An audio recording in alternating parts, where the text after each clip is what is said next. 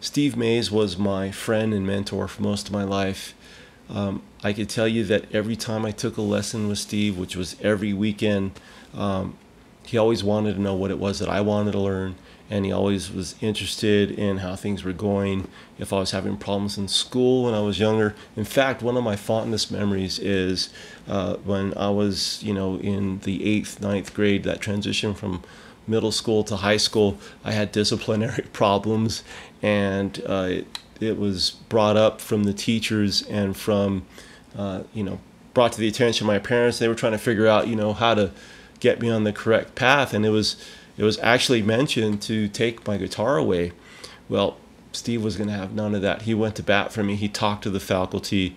In fact, he he boldly told him, he says, "Look, I don't have any problems with Mike. I think the ones that have the problem with you guys as educators." He was but very calm and respectful. He had this ability of togetherness in every conversation. He was always well spoken, and he was always, while he was talking to you, there was never any doubt with anything that he was saying. If he had to pause, it was because, at least from my perspective, that he had to figure out how to explain it to someone like me. My mom and I talk about that story even to this day. That was one of those pivotal moments. We all have those pivotal moments that kind of, catapult you into other things.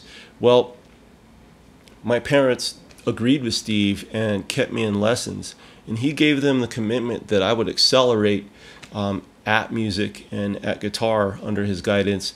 And he also told them, look, if you guys trust in what I'm putting in a mic from the learning perspective, I'm teaching him music, I'm teaching him theory, I'm going to give him something that's going to be better than a college education with music. You just got to trust me, and you got to trust Mike. And they did. And I got to tell you, I look back on that, and my parents look back on that, and not only was Steve part of my growth as an artist, and as a songwriter, and as a musician, but he also contributed greatly to who I am as a person. If you remove that moment from my life, who knows where I'd be? And with that being said, he did require that I put in the work.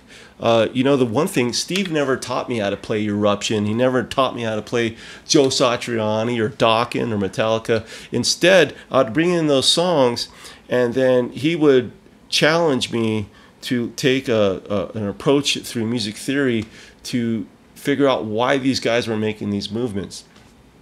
And then as time went on, he would bring up like who the producer was, and what part did the producer play in this, and why was Mixolydian chosen over Lydian? What other alternative routes could be taken in this song? Rather it be a simple 1-2-5 or a 1-4-5. There was always something different. He'd always look at a song and he would say, "This is what it'd sound like if it went here," or "This is what it would sound like if it went here." And it was very important to him that he would teach me a vocabulary to help me have something that was signature, that was me. And the only way that he knew how to do that was to teach me theory and his approach to theory. And out of all the other artists and musicians and instructors that I've been around, I've yet to meet anybody be able to be so complex about theory, but yet, most importantly, be able to explain it and have it settle into somebody and become part of their vocabulary.